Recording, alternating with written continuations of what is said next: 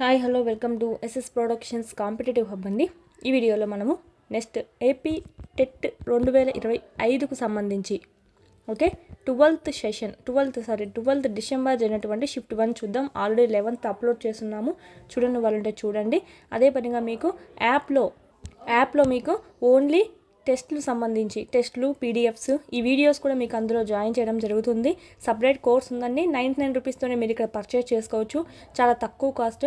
ఇక్కడ దీంట్లో పీడిఎఫ్స్ ఉంటాయి, వీడియోస్ మీకు ఇక్కడ ప్యారలల్గా అప్లోడ్ చేయడం జరుగుతుంది. టెస్ట్లు కూడా మీకు ప్రాక్టీస్ చేసుకోవడానికి టెస్ట్లు కూడా మీకు ఇక్కడ అప్లోడ్ చేయడం జరుగుతుంది.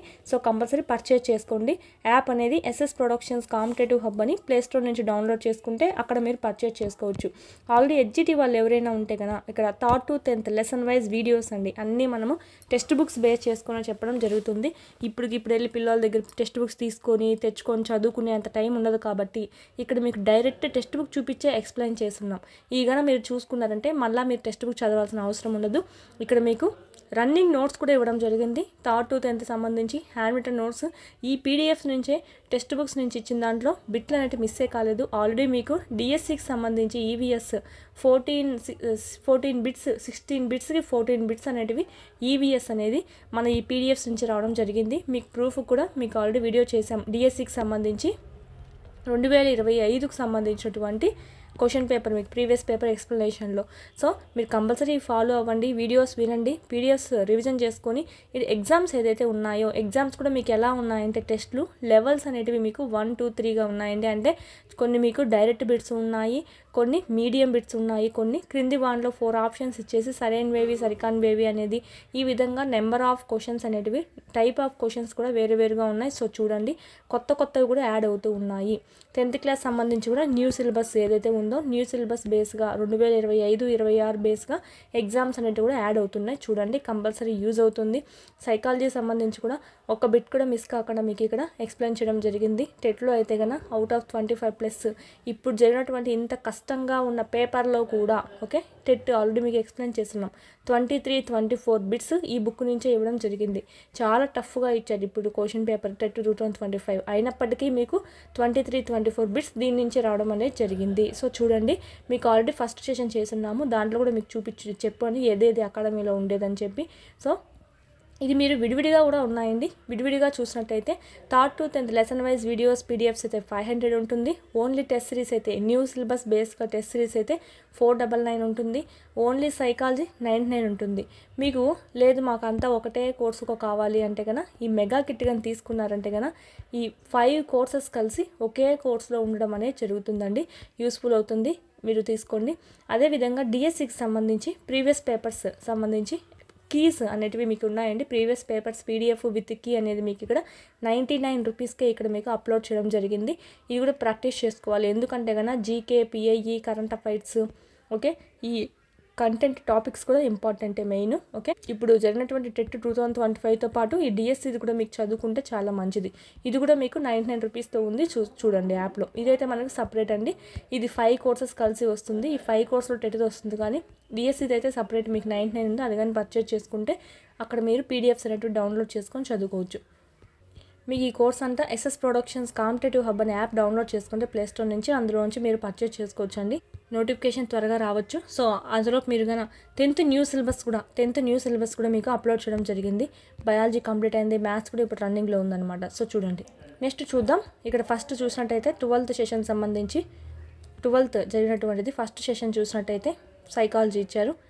కింది వాన్లో ద్వితీయ అవసరానికి చెందనిది ఏమిటి? 1 of the following does not belong to secondary need.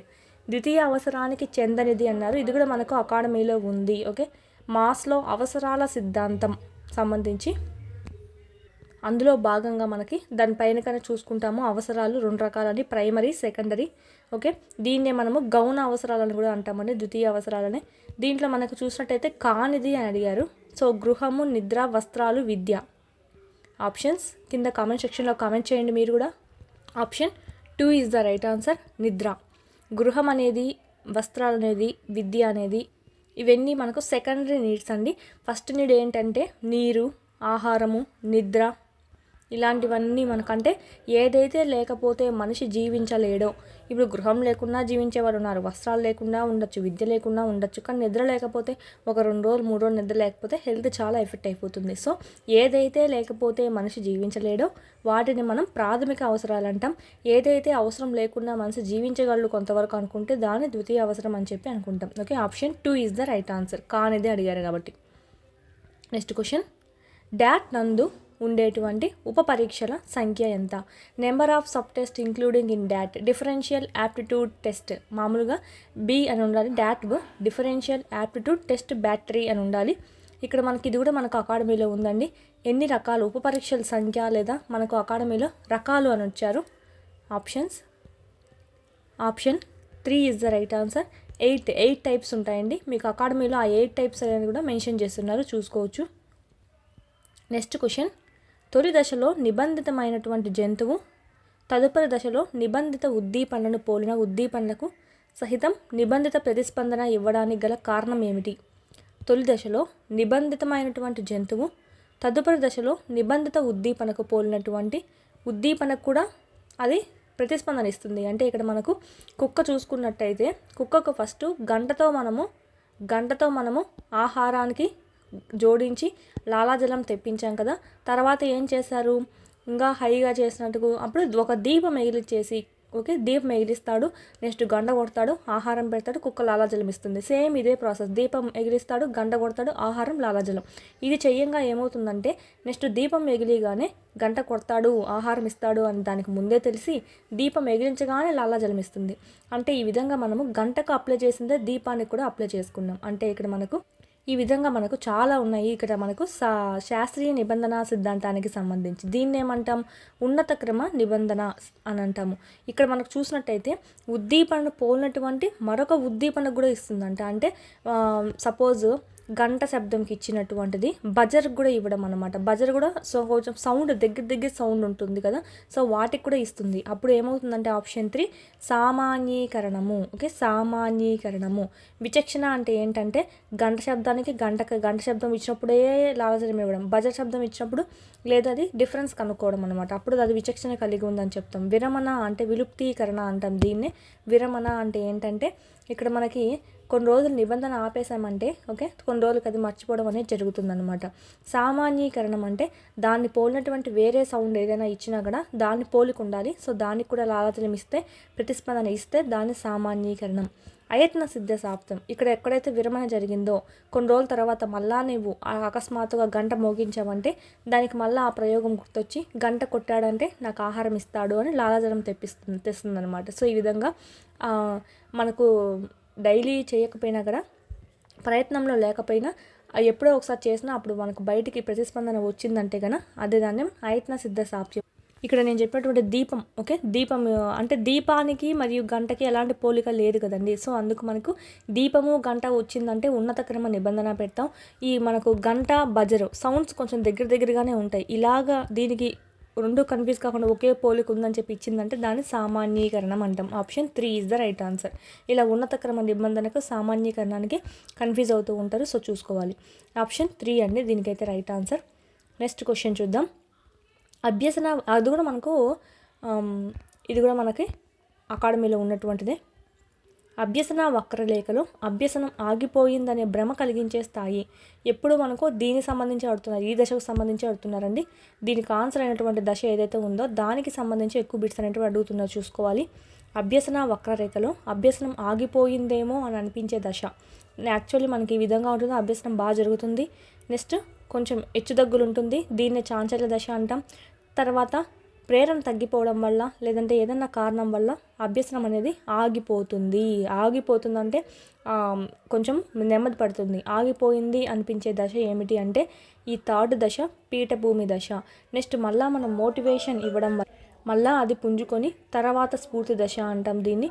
తర్వాత మనకు శారీరక హద్దు అంటాం. ఎవరి వయసుకు తగ్గట్టు వాళ్ళకు ఒక్కొక్కరికి ఒక్కొక్క విధంగా వయసు అది అక్కడ వరకు అభ్యసనం జరుగుతూ ఉంటుంది.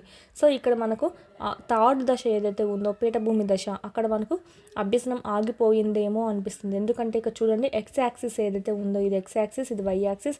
ఎక్స్ యాక్సిస్కి ప్యారలల్గా అయిపోతుంది అనమాట. అంటే అభ్యసనం అనేది ఏమి జరగదు, గొమ్మ సైలెంట్గా వెళ్తూ ఉంటుంది కాలం గడిచే కొద్దికే. ఈడేమో హై అయింది, ఈడేమో హెచ్చు దగ్గులు వచ్చింది, ఈడేమో సైలెంట్గా అవుతుంది. సో ఇక్కడ ఆగిపోయిందేమో అని అనిపించే దశ ఏదంటే 3 పీఠభూమి దశ. ఇక్కడ ఆప్షన్స్లో కూడా 3 ఇచ్చారు. Option 3 is the right answer. ఇది కూడా మనకు అకాడమీలో ఉన్నటువంటిది, సేమ్ లైన్. పురోగమన అవరోధం ఈ రకమైన అభ్యసన బదలాయింపు. పురోగమన అవరోధం, proactive inhibition is the type of transfer of learning. Options. పురోగమన అవరోధం అంటే ఏంటంటే మనకి ఇక్కడ ఏదైతే మనము ఫస్ట్ ఒక విషయం నేర్చుకొని సెకండ్ విషయం నేర్చుకోవాలి అనుకున్నప్పుడు, అంటే సెకండ్ విషయం కూడా నేర్చుకొని ముందుకు వెళ్దాం అనుకున్నప్పుడు ఆటంకం కలుగుతుంది. దాన్నే మనం పురోగమన అవరోధం అంటాం. అంటే అభివృద్ధి జరగదాం, పురోగమనిద్దాం అనుకున్నప్పుడు మనకు అభ్యసనం అనేది ఆగిపోవడం జరుగుతుంది, అంటే అవరోధం జరుగుతూ ఉంటుంది. ఇది గుర్తుకు రావడము, దీన్ని మధ్యలో మైండ్లోకి పెట్టుకోలేకపోవడం, ఇలాంటివన్నీ. దీంట్లో మనకు చూసుకున్నట్టయితే ఏ రకమైనది కనిపిస్తుంది? ప్రతికూల బదలాయింపు కనిపిస్తుంది. అనుకూలం అంటే ఏంటి? ఒక విషయంలో నేర్చుకుంది ఇంకో విషయంలోకి తోడ్పడ్డదే అనుకూలం అంటాం. ఇంకో విషయంలో నేర్చుకుంది ఇంకో విషయంలోకి అడ్డంకి కలిగిస్తూ ఉంటే కనుక దాన్ని ప్రతికూల బదలాయింపు అంటాం. ఎలాంటి సంబంధం లేకపోతే శూన్య బదలాయింపు. ఈ విధంగా మనకు 5 ఉంటాయి: అనుకూల, ప్రతికూల, శూన్య, ఏకపార్శ్వ బదలాయింపు, ద్విపార్శ్వ బదలాయింపు. దీనికి ఆన్సర్ చూసినట్టయితే option 2 is the right answer. ప్రతికూల బదలాయింపు అంటే ఇక్కడ జరిగిన అభ్యసనం ఇక్కడ ముందు ఏమైనా వేరేది అభ్యసించాలంటే ఆటంకం కలిగిస్తూ ఉంది కాబట్టి option 2 is the right answer. ఇది కూడా మనకి దీని గురించి మ్యాటర్ అనేది మనకు అకాడమీలో ఉంది. కింది వాణిలో భావనలు ఏర్పడడం గురించి సరికాని ప్రవచనం. సరికానిది అడిగారు. ఆప్షన్స్. భావనకు సంబంధించినటువంటి టాపిక్ కూడా మనకు అకాడమీలో ఇచ్చున్నారండి. భావనలు ఏర్పడడం గురించి సరికాని ప్రవచనం అడిగారు. ఆప్షన్స్. ఫస్ట్ చూసినట్టయితే మొదట క్లిష్టమైన భావనలు తర్వాత సరళమైన భావనలు ఏర్పడతాయంట. అసలు మనకు చూస్తూనే కనుక్కోవచ్చు. ఫస్ట్ మనకి సరళమైన భావనలు ఏర్పడి తర్వాత క్లిష్టమైన భావనలు ఏర్పడతాయి. ఇది మనకు రివర్స్ ఇవ్వడం జరిగింది. సరికానిది ఏంటి అంటే ఇదే సరికాదు. సరైనవి ఏంటో చూసుకుందాం. భావనలు వయసుతో పాటు మారుతూ ఉంటాయి, నిజమే. ఒక విషయంలో భావనకు వేరొక విషయంలోని భావనకు సంబంధం ఉంటుంది. ఒక విషయంలో నేర్చుకున్న భావనకు వేరొక విషయంలో భావనకు సంబంధం ఉంటుంది. దట్స్ వై మనం లింకప్ చేసుకొని గుర్తుపెట్టుకోవడానికి ఈజీగా ఉంటుంది. భావనలు ఏర్పడడంలో నిత్య జీవిత అనుభవాల ప్రభావాలు చూపుతాయి. అంటే నిత్య జీవితంలో ఉన్న అనుభవాల ద్వారా కూడా మనకు భావనలు ఏర్పడడం అనేది జరుగుతుంది. ఇది మనకు ఆప్షన్ 1 ఒకటే దీనికి సరికాదు. ఫస్ట్ సరళం నుంచి క్లిష్టమైన భావనలు ఏర్పడతాయండి, మొదట క్లిష్టమైన భావనలు కాదు. ఆప్షన్ 1 ఇది కూడా మనకు అకాడమీలో ఉంది. Next question.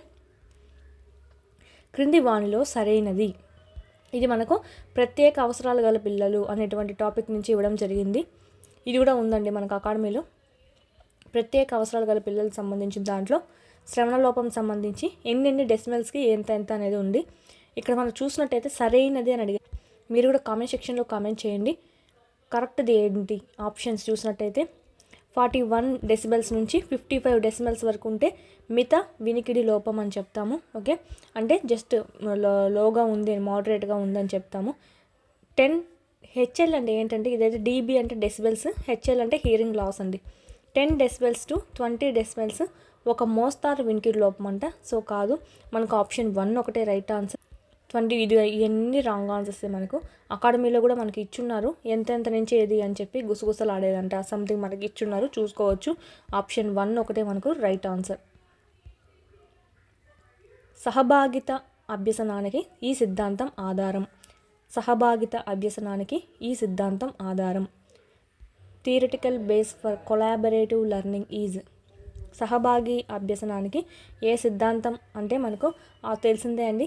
భాగస్వామ్య అభ్యసనం, సహభాగి అభ్యసనం సంబంధించి, సహకార అభ్యసనం సంబంధించి చెప్పినది మనకి ఎవరంటే వైగాట్స్కీ సాంఘిక నిర్మాణాత్మక అభ్యసన సిద్ధాంతం సంబంధించి. ఇది మనం ఈజీగా ఐడెంటిఫై చేయొచ్చు. అసలు తెచ్చిందే మనకి ఇక్కడ చూసుకోవచ్చు. ఇక్కడ మనకు వైగాట్స్కీ సాంఘిక సాంస్కృతిక సిద్ధాంతంలో ఈ భాగస్వామ్య సహకార అభ్యసనం అనేది మనం చూసుకుంటాం. Option 4 is the right answer. అభ్యసన అనుభవాలు అంటే లెర్నింగ్ ఎక్స్పీరియన్సెస్ మీన్స్. అభ్యసన అనుభవాల కింద కామెంట్ సెక్షన్లో రైట్ ఆన్సర్ కామెంట్ చేయండి.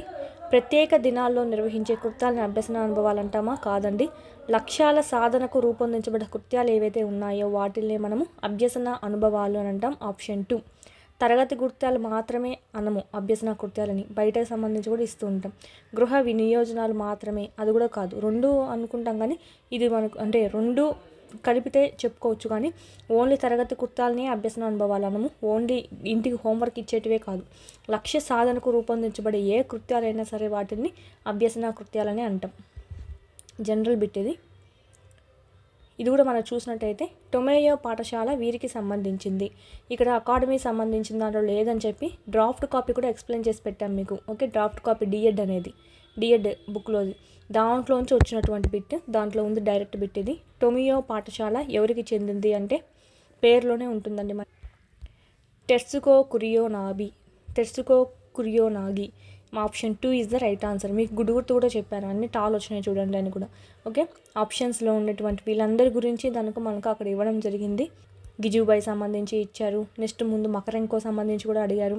సో మీకు అక్కడ న్యూ టాపిక్స్ కూడా యాడ్ చేసాం మన యాప్లో. ఎవరైతే క్లాసెస్ తీసుకొని ప్రిపేర్ అయ్యారో వాళ్ళైతే కంపల్సరీ రైట్ ఆన్సర్ పెట్టింటారు. నెక్స్ట్ క్వశ్చన్, NEP 2020 ప్రతిపాదిత భావం కాన్సెప్ట్ ప్రపోజ్డ్ బై NEP 2020 అంటే NEP 2020 ప్రతిపాదించినటువంటి కింది వాటిలో ఏది ప్రతిపాదించింది అని. గ్రేడ్ 2 నుంచి నిర్బంధ ఆంగ్ల విద్య ఇమ్మనిందా? లేదండి. మాతృభాషలో బోధన చేయమంది, మనకి నిర్బంధంగా ఆంగ్ల విద్య ఇవ్వాలని చెప్పడం. గ్రేడ్ 1 నుంచి సాంకేతిక విద్య కాదు. గ్రేడ్ 6 నుంచి వృత్తి విద్య చెప్పిందండి. ఇక్కడ బేసిక్ ఎడ్యుకేషన్లో భాగంగా మనకి గ్రేడ్ 6 నుంచి 6th క్లాస్ నుంచి వృత్తి విద్యను ప్రవేశపెట్టారని చెప్పింది. గ్రేడ్ 1 నుంచి బోర్డు పరీక్షలు అంటే ఇది కూడా కాదు. Option 3 is the right answer. ఇది కూడా మనకి నోట్స్ ఏదైతే ఇచ్చున్నానో NEP 2020 సంబంధించి నోట్స్ చూసి చెప్పాను కదా, దాంట్లో మీకు ఇక్కడ మెన్షన్ చేయడం జరిగింది. నోట్స్ చూసి చెప్పాను కదా, దాంట్లో ఉంది మ్యాటర్ అనేది. RTE ప్రకారం ప్రాథమిక ఉన్నత స్థాయి ఉపాధ్యాయ విద్యార్థి నిష్పత్తి ఎంత? ఇది కూడా మనకు అకాడమీలో ఉంది, అకాడమీ బిట్టే. ఆప్షన్స్ చాలామంది 1:30 అనుకొని పెట్టింటారు. Option 3 is the right answer, 1:35. ఇక్కడ మనకు ప్రాథమిక ఉన్నత స్థాయి అని అడిగారండి, ప్రాథమిక స్థాయి అడగలేదు, ప్రాథమిక ఉన్నత స్థాయి కాబట్టి 1:35 ఈజ్ ద రైట్ ఆన్సర్. ఒకే విధమైన లక్షణాలు లేదా సంఘటనలు పంచుకునే వ్యక్తుల సమూహం నుండి ఏకకాలంలో దత్తాంశాన్ని సేకరించడాన్ని ఇలా అంటారు. ఒకే విధమైన లక్షణాలు లేదా సంఘటనలు పంచుకునే వ్యక్తుల సమూహం ఉంది, ఒకే విధమైన లక్షణాలు ఉండే ఒక గ్రూప్ ఉందండి, దాని నుంచి ఒకే కాలంలో మనం దత్తాంశాన్ని తీసుకోవడం అనేది జరుగుతుంది. ఇలా అంటారు, ఏమంటారు దాన్ని? ఇది మనకు కొంత కొత్తదే అనుకోవచ్చు, ఇదైతే అకాడమీలో లేదు. కోహార్ట్ అధ్యయనం అండి, కోహార్ట్ స్టడీ అంటారు, కోహార్ట్ అధ్యయనం. నెక్స్ట్ క్వశ్చన్, పెరుగుదల ఎల్లప్పుడూ అంచనా వేయదగ్గ దశల ద్వారా ఒక క్రమంలో పురోగమిస్తుందని నొక్కి చెప్పిన సిద్ధాంతం. పెరుగుదల ఎల్లప్పుడూ అంచనా వేయదగ్గ దశల ద్వారా ఒక క్రమంలో పురోగమిస్తుంది అని నొక్కి చెప్పినటువంటి సిద్ధాంతం. ఇది కూడా మనకి అకాడమీలో లేదు, ఈ 2 బిట్స్ లేవండి. ఆర్నాల్డ్ గెసెల్ యొక్క పరిపక్వతా సిద్ధాంతం. ఆర్నాల్డ్ గెసెల్ యొక్క పరిపక్వతా సిద్ధాంతం పెరుగుదల ఎల్లప్పుడూ ఎలా ఉంటుందంటే అంచనా వేయదగ్గ దశల ద్వారా ఒక క్రమంలో పురోగమిస్తుంది అని చెప్పినాడు. అంటే మనకు చిన్నప్పుడు కొంతమందిని చూస్తానే కొంచెం హైట్గా ఉంటే వాళ్ళు పెద్దయినాక భలే హైట్ అవుతారంటాం. చిన్నప్పుడే పొట్టిగా ఉండి లావుగా ఉంటే వీళ్ళు పెద్దయినాక కొంచెం పొట్టిగా ఉంటారు, లావుగా ఉంటారు అని చిన్నప్పుడు ఎక్స్పెక్ట్ చేయడం జరుగుతుంది. సో ఈ విధంగా పెరుగుదల ఎల్లప్పుడూ అంచనా వేయదగ్గ దశల ద్వారానే క్రమంగా పెరుగుతుంది అని చెప్పి ఇక్కడ మనకు ఆర్నాల్డ్ గెసెల్ యొక్క పరిపక్వతా సిద్ధాంతంలో చూసుకోవచ్చండి. Option 2 is the right answer. Kohlberg నైతిక వికాసం ప్రకారం లింగ వికాస క్రమం. కోల్బర్గ్ నైతిక వికాస ప్రకారం లింగ వికాస ఆప్షన్స్ ఏ వచ్చి లింగ స్థిరత్వము, లింగ గుర్తింపు, లింగ నిలకడ. ఫస్ట్ వాళ్ళు ఏం చేస్తారండి, లింగం గుర్తింపు ఇంకా స్త్రీలింగం లింగాన్ని గుర్తింపు చెందడం అనేది జరుగుతుంది. నెక్స్ట్ లింగ నిలకడ ఏర్పడుతుంది, తర్వాత స్థిరత్వం. ఫస్ట్ గుర్తించడం, తర్వాత నిలకడగా ఉండడం, తర్వాత స్థిరంగా ఉండడం. ఓకే కదా, ఇంకా మనకి మళ్ళీ చేంజింగ్ ఏమి ఉండవు అనమాట. So option BCA is the right answer. Option 1 is the right answer. ఇది కూడా మనకు న్యూ బిట్ అని చెప్పొచ్చు. 3 బిట్స్ అనేటివి న్యూగా వచ్చాయి, అకాడమీలో లేనటివి. మనకు అకాడమీలో లేవంటే డ్రాఫ్ట్ కాపీస్ వీటిల్లో ఉండుండొచ్చు. ఎవరు ఏ వయసు వారిని పిల్లలుగా నిర్వచించారనే దాన్ని ఆధారంగా జతపరచండి. అంటే పిల్లలు అంటే వీళ్ళు కుప్పుస్వామి ఏమో ఒక ఏజ్ చెప్పారు, భారత జనాభా గణన మధ్య వయసు వాళ్ళు ఒక రకంగా, ఎలిజబెత్ హర్లాక్ ఒక రకంగా. ఇది నేను అకాడమీ బుక్ లేదు కానీ ఇక్కడ మీకు డ్రాఫ్ట్ కాపీ ఎక్స్ప్లెయిన్ చేశాను. ఓకే, బాల వికాస దశలు అని చెప్పి ఫస్ట్ టాపిక్కే డ్రాఫ్ట్ కాపీలో ఎక్స్ప్లెయిన్ చేశాను కదా. సో దాంట్లోంచి వచ్చినటువంటిది కుప్పుస్వామి గారు ఏమన్నారని దీని ప్రకారం కూడా అక్కడ మెన్షన్ చేసి మరి చెప్పాను. ఎవరైతే క్లాస్ వినింటారో వాళ్ళు కంపల్సరీ పెట్టింటారు. ఇది యూట్యూబ్లో ఫ్రీగా కూడా పెట్టానండి, యాప్లో పెట్టాం, యూట్యూబ్లో కూడా పెట్టాం. ఇప్పుడు ఆప్షన్స్ చూసుకున్నట్టయితే కింద రైట్ ఆన్సర్ కామెంట్ చేయండి మీరు కూడా. Option 3 is the right answer. 3 నుంచి 10 సంవత్సరాలు ఎవరైతే ఉంటారో వాళ్ళనే బాలలు అని అంటారని ఎవరు అన్నారంటే ఎలిజబెత్ బి హర్లాక్ చెప్పడం జరిగింది. శైశవ మరియు యుక్త వయసు సంబంధించి చూసినట్టయితే లేదా మధ్య వయసు సంబంధించి ఉండేదే బాలలు అని చెప్పింది ఎవరంటే కుప్పుస్వామి. 14 సంవత్సరాల్లో పిల్లలందరినీ మనం బాలలే అంటామని చెప్పింది ఎవరంటే భారత జనాభా గణన. ఓకే, 14 ఇయర్స్ లోపు ఉన్నటువంటి పిల్లవాళ్ళని అనింది ఎవరంటే B. Okay, CAB is the right answer, option 3. Next question, వీరు అనువంశికవాదులు కారు. ఇది కూడా మనకు ఇది అకాడమీలో ఉంది. ఇప్పుడు చూసుకున్న దాంట్లో 3 అకాడమీలో లేవు, మిగతావి డ్రాఫ్ట్ కాపీలో కూడా నేను చెప్పి పెట్టాను మన క్లాసెస్లో. వీరు అనువంశికవాదులు కారు. మీకు గోడ ఆపివి గాకే అనేది కూడా అనేది కూడా మీకు చెప్పున్నాను, ఆల్రెడీ హింట్ కూడా చెప్పాను. అనువంశికవాదులు కానిది ఎవరు అంటే ఓన్లీ వాట్సన్ బాగ్లే. ఓకే, గోడ ఆపివి గాకేలో కూడా మనకి ఇదంతా ఉందండి. ఓకే, ఇది మనకు బాగ్లే, వీళ్ళు ప్రవర్తనవాదులు సంబంధించి వస్తారనమాట. Watson Bagley, JB Watson Bagley. Option 3 is the right answer, C only. ఇది కూడా అకాడమీలో ఉంది. ప్రవర్తన సమస్య అయినటువంటి నేచర్ డెఫిసిట్ డిసార్డర్ భావనను ఉపయోగించిన వారు ఎవరు? ప్రవర్తన సమస్య అయినటువంటి NDD అండి, NDD నేచర్ డెఫిసిట్ డిసార్డర్ భావనను ఉపయోగించిన వాళ్ళు ఎవరు? Option 1 Richard liar. ఇదైతే అకాడమీలో లేదు కానీ డ్రాఫ్ట్ కాపీలో ఉంటుంది. Richard liar. దత్తాంశ సేకరణ నిర్ధారణ మాపనకి సంబంధించి భిన్నంగా ఉన్నదాన్ని కనుగొనుము. దత్తాంశ సేకరణ నిర్ధారణ మాపిని ఇది కూడా మనకు అకాడమీలో ఉందండి. సేమ్ అకాడమీలో ఉన్నటువంటిదే. భిన్నంగా ఉన్నది ఏది? దీంట్లో భాగంగా మనకు నిర్ధారణ మాపనలో భాగంగా the Vineland social maturity scale ఉంది, the phase parent behaviour scale ఉంది. ఇది మనకు పేరెంట్స్ యొక్క బిహేవియర్ గురించి, పిల్లలు పేరెంట్స్ పట్ల ఎలా బిహేవ్ చేస్తున్నారు అనేది కొలవడానికి యూజ్ చేస్తాం అన్నమాట ఈ నిర్ధారణ మాపన, ఈ స్కేల్ని. విటెన్బర్న్ సైకియాట్రిక్ రేటింగ్ స్కేల్, మానసికంగా బాగాలేనటువంటి పిల్లవాళ్ళని టెస్ట్ చేయడానికి ఇది యూజ్ చేస్తారు. ది విజువలైజేషన్ పిక్చర్ స్కేల్, ఇది దీంట్లో భాగం కాదు. ఓకే, మెచ్యూరిటీ స్కేల్ ఉంది, పేరెంట్ బిహేవియర్ స్కేల్ ఉంది, సైకియాట్రిక్ స్కేల్ ఉంది, సాంఘిక మితి సంబంధించి ఉంది. సో ఇదైతే మనకు కాదండి. ఆప్షన్ 2 సంబంధించి అయితే రాంగ్ ఆన్సర్. ఇది కూడా మనకు అకాడమీలో ఉన్నటువంటిదే. ఆప్షన్ 2 అనేది దీనికి సంబంధించింది కాదు, భిన్నంగా ఉంటుంది. అంటే భిన్నంగా ఉన్నది కనుక్కోమన్నారు అక్కడ. నెక్స్ట్ క్వశ్చన్, అభ్యసన కొరకు మదింపు యొక్క ముఖ్య ఉద్దేశం ఏమిటి? అభ్యసనం కొరకు మదింపు. ఆప్షన్స్, ఇది మనకు మదింపు మూల్యాంకనం టాపిక్లో ఉంది, అకాడమీలో ఉంది. టర్మ్ చివరిలో విద్యార్థులకు గ్రేడ్ ఇవ్వడానికి మనము అభ్యసనం కొరకు మదింపు చేస్తాం. పాఠశాల రికార్డును నిర్వహించడానికే కాదు, పిల్లలకు ఎలా నేర్చుకోవాలో నేర్పించడం, అంటే teach children how to learn. పిల్లవాళ్ళకి ఎలా నేర్చుకోవాలో నేర్పించడానికి మనం మదింపు చేయడం జరుగుతుంది. తదుపరి తరగతికి ప్రమోషన్ ఇవ్వడమా? కాదు. ఇక్కడ మనం చూసినట్టయితే అభ్యసన కొరకు మదింపు. ఓకేనా, అభ్యసనం కొరకు మదింపు. వాడు ఎంతవరకు నేర్చుకున్నాడు అని తెలుసుకోవాలి ఫస్ట్. వాళ్ళకి ఏ స్థాయిలో ఉన్నాడు అనేది కూడా తెలుస్తుంది. అంటే ఇప్పుడు మనకు 2nd క్లాస్ పిల్లవాడికి 1st క్లాస్ సంబంధించినవి రావన్నమాట. అప్పుడు ఏం చేస్తాం మనము, వాడికి అభ్యసనం కోసం మదింపు అనేటువంటి మనకు టెస్ట్ ఒకటి రూపణ మూల్యాంకనం చేసి లోప నిర్ధారణ మూల్యాంకనం టెస్ట్ ద్వారా తెలుసుకుంటాం. అంటే వాడు ఎంతవరకు వచ్చి నేను ఏం నేర్పించాలి ఇంకా.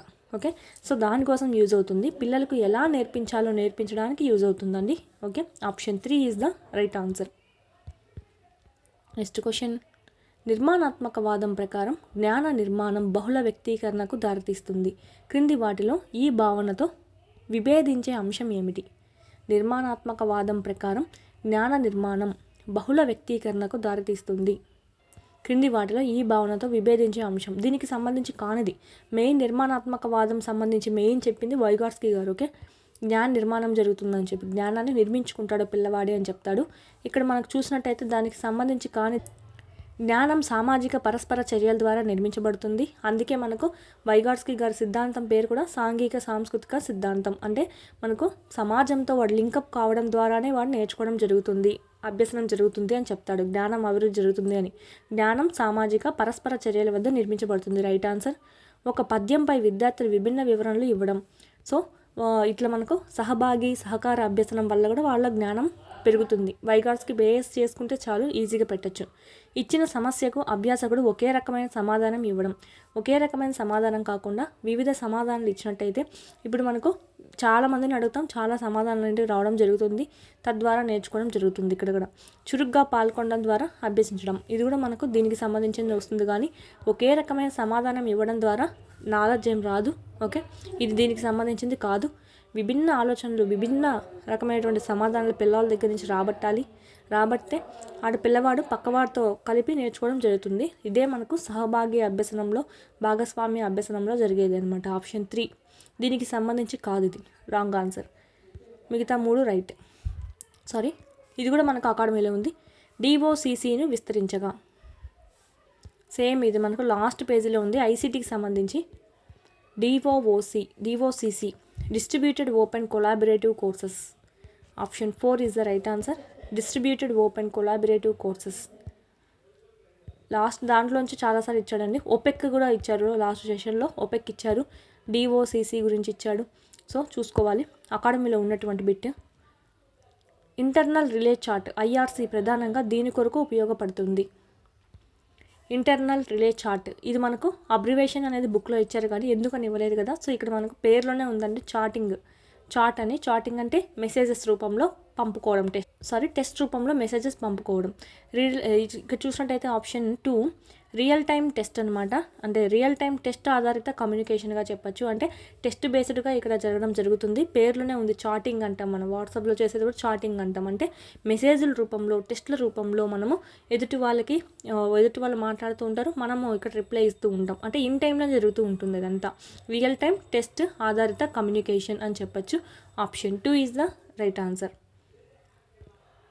Next question. గుడ్ ప్రకారం మానవుని ఆశయం కానీ అవసరం కానీ తృప్తిపరచడంలో అవరోధం ఏర్పడినప్పుడు ఉద్భవించేటువంటి భావన ఏంటి? గుడ్ ప్రకారం మానవుని ఆశయం కానీ అవసరం కానీ తృప్తిపరచడంలో అవరోధం ఏర్పడిందంటే దాంట్లోంచి ఉద్భవించేటువంటి భావన ఏమి? ఇక్కడ మన అవసరం తీరినప్పుడు ఏమవుతుందంటే, మన అవసరం తీరకుండా తృప్తిగా చెందకుండా ఉంటే గన మనకి ఏదన్నా ఆటంకం వస్తే ఆప్షన్ 3 ఫ్రస్ట్రేషన్కి గురవడం జరుగుతుంది. ఫ్రస్ట్రేషన్ అంటే నీకు శక్తి సామర్థ్యాలు ఉంటాయి కానీ అది నీకు ఫెయిల్ అవ్వడం జరుగుతుంది. ఒత్తిడి అంటే ఏంటంటే అది నీకు సాధించడానికి శక్తి సామర్థ్యాలు ఉండవు. ఇక్కడ ఏమవుతుందంటే శక్తి సామర్థ్యాలు ఉంటాయి కానీ నీకు ఇక్కడ ఫెయిల్ అవ్వడం జరుగుతుంది, ఆటంకంగా కలుగుతుంది. సో అప్పుడు మనకి ఏమొస్తుందంటే ఫ్రస్ట్రేషన్ రావడం జరుగుతుంది. Option 3 is the right answer. 2 ఏమైనా ఇష్టమైనటివి ఇచ్చి ఇష్టం లేనటివి ఇచ్చి నువ్వు ఒకటి తీసుకోవాలి అన్నప్పుడు మానసికంగా అప్పుడు కలిగేదే సంఘర్షణ. ఓకే, ఈ 3 మాత్రం మనకు మెయిన్ ఇవ్వడం జరిగింది. Option 3 is the right answer. జాతీయ ICT విధానం ఈ సంవత్సరంలో అమల్లోకి వచ్చింది. ఇది కూడా డైరెక్ట్ అకాడమీ బుక్ నుంచే ఇచ్చారండి. 2012 ఆప్షన్ 3 2012లో అమల్లోకి రావడం జరిగింది. ఇది కూడా అకాడమీ బుక్. ఇప్పటివరకు చూసుకుంటే ఒక 4 బిట్స్ అనేటివి లేవు అంతే అకాడమీలో. ఓకే, అది కూడా డ్రాఫ్ట్లో ఉండింటాయి. WC బాగ్లే తాను రచించినటువంటి ఎడ్యుకేషన్ డిటర్మినేషన్ అనే గ్రంథంలో వీటి మధ్య సహసంబంధ గుణకం ఎక్కువని తెలిపారు. WC బాగ్లే మనకి ఏం చేస్తారు, ఈయన ప్రవర్తనవాదండి. ఎడ్యుకేషన్ డిటర్మినేషన్ అనేటువంటి బుక్ రాశారు. ఈ గ్రంథంలో ఎవరెవరికి మధ్య సహసంబంధ గుణకం ఎక్కువ అని ఆప్షన్ 4 పాఠశాల వసతులకు మరియు వ్యక్తుల వికాసానికి. పాఠశాలలో ఉన్నటువంటి వసతులు ఏవైతే ఉన్నాయో బాగా ఉంటే వ్యక్తి వికాసం బాగా జరుగుతుంది, బాగా టీచింగ్ ఉంటుంది, బాగా మెయింటెనెన్స్ బాగుంటుంది. పాఠశాలలో వసతులు కానీ లేకపోతే ఆడ విద్య ఉండదు, వ్యక్తుల వికాసము ఉండదు. ఓకే, ఈ రెండిటికి సంబంధం ఉంటుంది అని చెప్పి తన ఎడ్యుకేషన్ డిటర్మినేషన్ అనేటువంటి బుక్లో దీని గురించి చెప్పడం అని జరిగిందండి. Option 4 is the right answer. ఈయన అసలు అనువంశికత వాదే కాదు, సో అనువంశికందుకు చెప్పలేదన్నమాట. ఈయన మెయిన్ ప్రవర్తనవాది. Option 4 is the right answer. ఇదైతే లేదు, కానీ బుక్ గురించి అయితే ఉంది, కానీ బుక్లో దీని గురించి అని చెప్పి అయితే లేదండి. సో చూసుకోవాలి, ఇది అకాడమీలో లేదు. నెక్స్ట్, డాట్ పరీక్ష ఉద్భవానికి ఆధారాలు. డాట్ అనేది దేని ద్వారా ఆధారం ఇచ్చింది అనేది కూడా మనకు అకాడమీలో ఉంది. ఇది కూడా డైరెక్ట్ బిట్టే. ఆప్షన్ 2 అండి, థర్స్టిన్ చేసినటువంటి ప్రాథమిక మానసిక సామర్థ్యాల ఆధారంగా ఈ డాట్ అనేది రావడం జరిగింది. Differential aptitude battery test battery అనేది థర్స్టిన్ ప్రాథమిక మానసిక సామర్థ్యాలు కనుగొనడుగా సిద్ధాంతము. ఆ సిద్ధాంతం బేస్ చేసుకుని ఇది రావడం జరిగిందండి. Option 3 is the right, option 2 is the right answer. ఇది కూడా మనకు అకాడమీలో ఉన్నటువంటిదే. నెక్స్ట్ చూద్దాం, స్పియర్మన్ సహసంబంధ గుణకం గణించే సూత్రం. ఇది ప్రీవియస్ డిఎస్సిలో కూడా అడిగారు. డిఎస్సి 2025లో కూడా వచ్చినటువంటి బిట్ అనమాట. ఇది ఎక్కడ ఉందంటే మనకు డ్రాఫ్ట్ కాపీలో ఉంది, ప్లస్ బీఈడీలో కూడా ఉందన్నమాట. బీఈడీలో కూడా మనకి దత్తాంశం సంబంధించిన దాంట్లో మీను మీడియన్ మోడ్ సంబంధించిన దానికి సంబంధించి మిగతాది కూడా అందులో మనకు స్పియర్మన్ సంబంధించి సహసంబంధ గుణకం అనేది ఇవ్వడం జరిగింది. ఇది ఫామ్ చూసినట్టయితే ఇదండి మనకు option 4 is the right answer. Plus DSC 2025లో ఇచ్చినటువంటి బిట్ అండి. అందుకే ప్రీవియస్ పేపర్స్ కంపల్సరీ చదవాలి. ఇట్లా డైరెక్ట్ బిట్స్ కూడా కొన్ని పడతాయన్నమాట. ఇది డిఎస్సి బిట్ డైరెక్ట్ ఇవ్వడం జరిగింది ఈ బిట్ అనేది. So option 4 is the right answer. ఇదైతే మీడియన్ సంబంధించినటువంటిది. నెక్స్ట్, ఐఈఆర్పిని విస్తరించండి. ఇది కూడా మనకు బుక్లో ఉంది. IERP option 4, inclusive education resource person. Inclusive education resource person ఇది ప్రత్యేక అవసరాలు గల పిల్లల కోసం అండి. ఓకే, దాని పేరులోనే ఉంది మనకు సమ్మిళిత విద్యకు సంబంధించి. ఇది కూడా మనకు అకాడమీలో ఉన్నటువంటిది. నెక్స్ట్ లాస్ట్ క్వశ్చన్, పునరభ్యసనంలో పొదుపు గణన దీన్ని సూచిస్తుంది. పునరభ్యసనం చేయడంలో పొదుపు గణన ఏం సూచిస్తుంది అంటే ఆప్షన్స్, మొదటి అభ్యసనలో మరియు పునరభ్యసనంలో ప్రయత్నాల సంఖ్య మధ్య తేడా. మనకు పొదుపు గణన చూసినట్టయితే మొత్తం ప్రయత్నాలు అసలు ప్రయత్నాలు మైనస్ పునరభ్యసన ప్రయత్నాలు బై అసలు ప్రయత్నాలు వేస్తాము. సో మొదటి అభ్యసనలో మరియు పునరభ్యసనలో ప్రయత్నాల చూడండి, మొదటి అభ్యసనలో పునరభ్యసన ప్రయత్నాల మధ్య సంఖ్యల మధ్య తేడా అని తెలుపుతుంది అన్నమాట. ఇది మనకు పొదుపు గణన చూపిస్తుంది. Option 1 is the right answer. అంటే ఫస్ట్ టైం చదివేటప్పటికి నువ్వు ఎక్కువ టైం తీసుకుంటావు, సెకండ్ టైం చదివేటప్పటికి భిన్న అయిపోతుంది అనమాట. అందుకే రివిజన్స్ ఎక్కువ చేయాలి అంటూ ఉంటారు. ఇక్కడ మనకు అంటే టైం చాలా సేవ్ చేసినట్టు అవుతుంది. ఓకే, ఈ విధంగా option 1 is the right answer. పొదుపు గణనకు సంబంధించి ఇది సూచిస్తుందండి ఆప్షన్ 1. దీంతో మనకి సైకాలజీకి సంబంధించి 30 బిట్స్ కంప్లీట్ అవుతాయి. దీంట్లో కూడా చూసుకున్నట్టయితే 24 బిట్స్ దాకా మీకు అకాడమీ నుంచి రావడం జరిగింది అవుట్ ఆఫ్ 30. ఓకే, బుక్ కూడా మనకు ఓన్లీ 250 పేజెస్ ఉంటుంది. మీకు ఈ మెగా కిట్ ఏదైతే ఉందో దీంట్లో కూడా ఈ సైకాలజీ క్లాసెస్ ఉన్నాయి. డ్రాఫ్ట్ కాపీ కూడా పెట్టున్నాం, plus Telugu Academy based class పెట్టున్నాం, హ్యాండ్ రిటర్న్ క్లాస్ పెట్టున్నాము. అంటే కొన్ని ఇంపార్టెంట్ టాపిక్స్ ఏవైనా ఉంటాయి కదా అవి కూడా హ్యాండ్ రిటర్న్ కూడా పెట్టున్నాం. సో చూడండి, కంపల్సరీ దీని నుంచే ఒక 24 బిట్స్ రావడం జరిగింది 30 అవుట్ ఆఫ్ 30కి. సో కంపల్సరీ మిస్ కావద్దు. ఈసారి కూడా డిఎస్సి కూడా సేమ్ అదే విధంగా రిపీట్ అవ్వడం జరిగింది. ప్రీవియస్ పేపర్ ఆల్రెడీ చేస్తున్నాము. ఇక్కడ చూసినట్టయితే 3rd to 10th lesson wise videos, ఇదన్నా అకాడమీ బుక్. ఈ లెసన్ వైజ్ వీడియోస్లో ఏదైతే టెక్స్ట్ బుక్స్లో నుంచే ఇస్తాడు కాబట్టి ఒక్క పాయింట్ కూడా మిస్ కాకుండా మీకు ఇక్కడ క్లాసెస్ అనేటివి ఉన్నాయి. డైరెక్ట్ టెక్స్ట్ బుక్ చూపించే చెప్పున్నాం.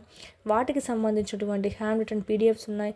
వాటికి సంబంధించి న్యూ సిలబస్ బేస్డ్ టెస్టులు కూడా యాడ్ అవుతూ ఉన్నాయి. ఓకే, ఇప్పటికే మనకి మ్యాథ్స్ క్లాసెస్ అనేటివి రన్నింగ్లో ఉన్నాయి. బయాలజీ అయిపోయింది వీడియో క్లాసెస్ అయితే, ఇంకా మిగతాయి కూడా మీకు ఫిజిక్స్ ఇవి కూడా త్వరలోనే కంప్లీట్ చేయడం జరుగుతుంది.